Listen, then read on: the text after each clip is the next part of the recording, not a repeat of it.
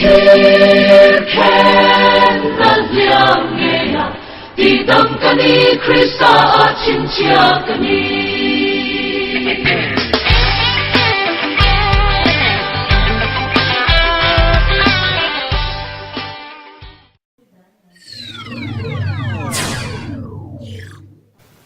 Cái hi puran klung puya Christian Chalai Paul ki tum branch leader kania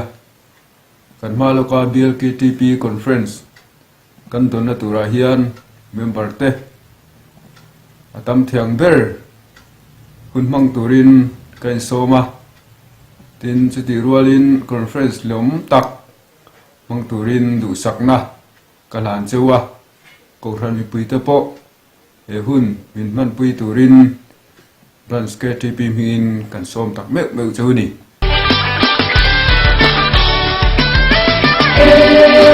Xóa chín chia là vui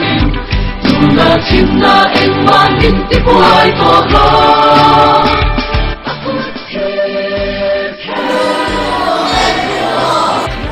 đi đâm cái đi Christa chín chia cái đi.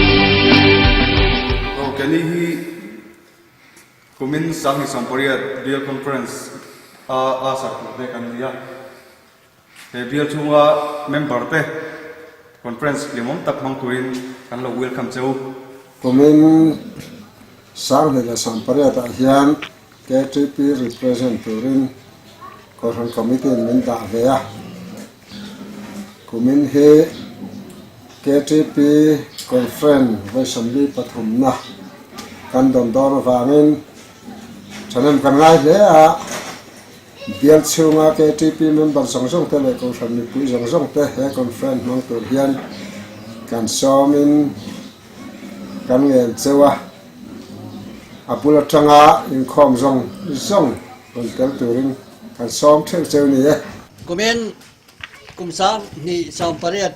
BLKTP conference chu kai tum ko thanin kan dong dona upake to na kani a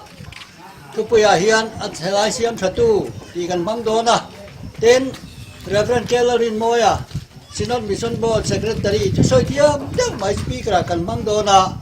bial chung ipuite apui noin thane mai ta ka he conference mang tur hian kan som chau ni Đã suốt lá lô đen đô Sen không tu ăn khen si Tu